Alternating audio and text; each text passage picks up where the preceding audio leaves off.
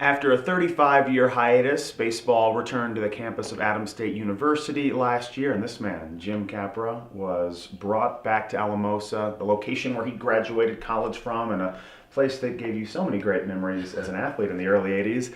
Coach returned and gave Adams State 10 wins out of the gate, already 2 wins in your first 7 games to start the 2014 season, but I want to know if there was a chance last year, that first road trip when you headed down to face Eastern New Mexico, if there was a way to kind of be enlightened about what the future was going to give you, a little 5-minute powwow where you knew exactly what that first year would consist of, would you want that information, or is it something you kind of have to learn trial by fire?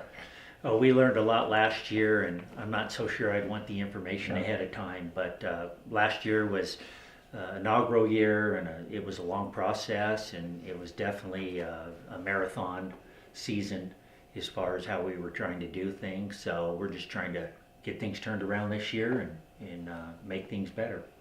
When you were making the drive to West Texas to open the season this year, when you're kind of looking around the bus and looking at your roster, what felt more seasoned about this season? What felt more experience connected with this second year program? Well, last year we started anywhere from 6 to 8 freshmen, and we traveled about 20 freshmen. And right now we have 2 freshmen on our travel roster, and so far out of the 7 games, only 1 is played. So the experience is a big thing. We also brought in some junior college transfer pitchers, which have been huge for us as far as getting a couple of wins, being competitive. And hopefully that's going to kickstart us and continue to make improvements and stride with the pitching staff. Hopefully our hitting will come along, and we'll get the game figured out and put it all together here and win some games along the way.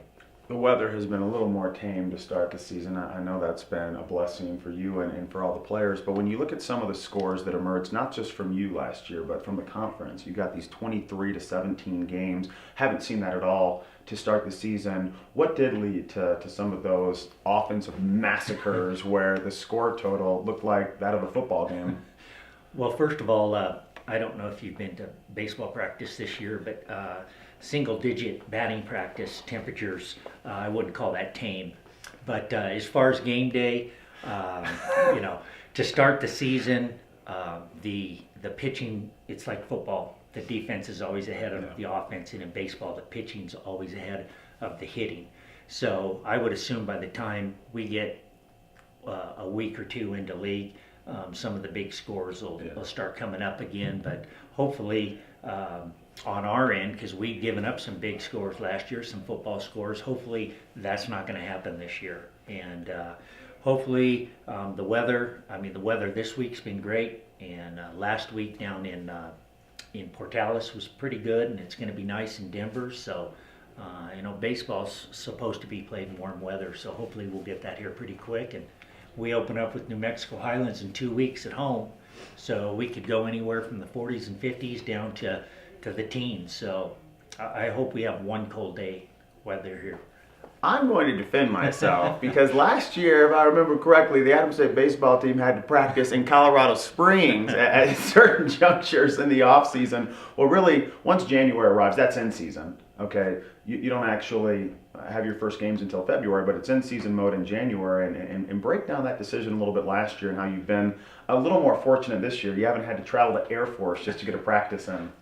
Well, last year was a little unique. Our field wasn't ready and turned over to the university until mid-January last year. So we practiced inside, and of course with the snow on the ground, and if you remember, it was minus 30 for several days in a row with all the snow on the ground.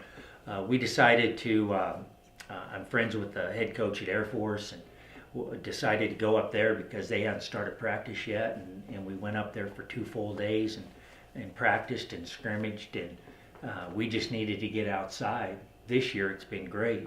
Even though it's been a little cold, we've been able to get outside almost every day, and the only days we practice inside are the ones we choose to. The facilities department have done a great job on clearing our field. If you look on the other side of our outfield fence, there's 6-foot piles of snow all the way around. So they've cleared a lot of snow, but hopefully that's going to help us get a little further along and be ready for that first series when we play Highlands on February 28th. We need to take advantage of those snow drifts. Arizona Diamondbacks, they have the pool in the outfield. Polar Plunge, what do you think? Get some fans, we can create a little insulated area in the outfield. Let's make it happen. Well, with these extreme warm temperatures we've had this week, mid 30s and I think even 40, some of that snow's starting to melt. So we might be able to get a little pool going out there between the Rio Grande and the outfield fence. There's going to be some water out there. Speaking of the word insulated, I feel insulated sometimes being at Adams State from the reality of the growth of this campus and athletics department. When you look at the track and field bubble that also has provided resources to a lot of other sports, the extension of the field house, and how that's provided some more opportunities to practice for several additional sports.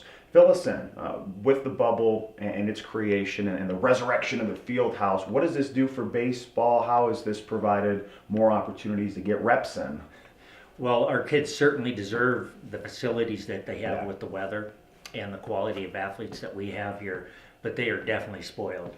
I would say we have to be right up at the top, Division II in the nation for facilities, both inside and out.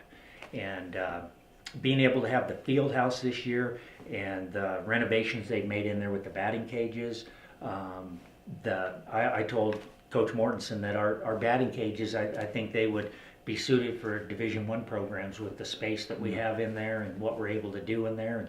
And then we hit in there for an hour and a half, and then we go to the bubble for an hour. And that place is awesome with the turf. We can put the throw down bases. We can run all of our infield stuff, our pitchers drills, our base running. So even though we're inside, I mean, compared to last year and compared to what other schools have, Damon's been great, and the other programs have been great with sharing that facility with us. So it's very nice for baseball. I mean, last year it was kind of tough to practice with sprinters and hurdlers and distance people running around the track when we're throwing the ball and hitting the ball around. So it's just really a great situation this year. It's the kids are fortunate, and the coaches. Yeah, and you won over 350 games in your high school career, taking this challenge at a time in your life. It's when a lot of coaches want to look at their exit strategy. They want to find a way to ease into retirement.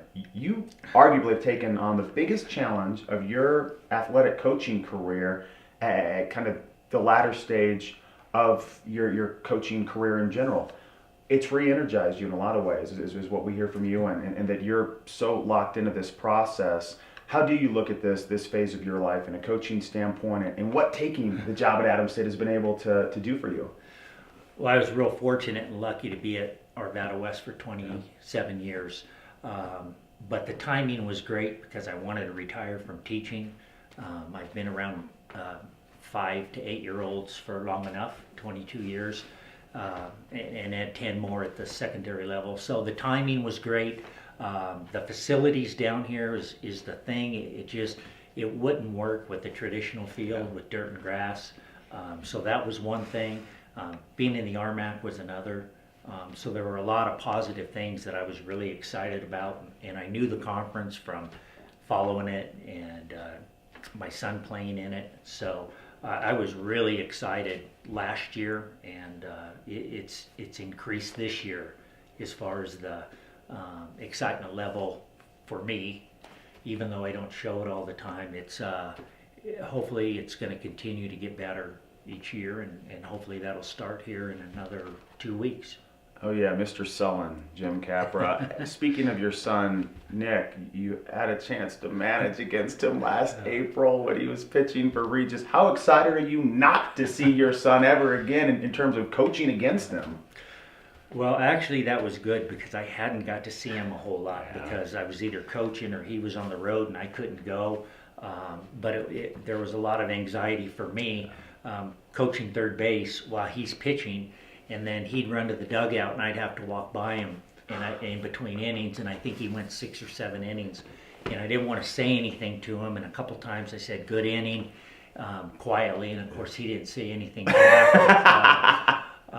It was good or bad. It was good and bad. We won 2 games in that series. Yep. And he beat us the final game. Would have liked to have won it, but if I had to pick a game to lose, that probably would have been the one. But it was great to beat Regis 2 out of 4 that weekend and beat the freshman pitcher of the year and an all-conference player. We gave him his only conference loss last year. So there were a lot of good things out of that series, but him being around made it a little more exciting, and I'm sure when we go up to Regis this week, he'll be there. Coach, appreciate your time. Good luck this season. All right, I appreciate it. Thanks for all your support, and I really look forward to getting a win when you're at one of our games this year. Jim Capra, Adams State Baseball, and this is KSPK's Grizzly Connect. I'm Bryant Johnson. Check us out on YouTube. We have a lot to come throughout the rest of the 2014 season.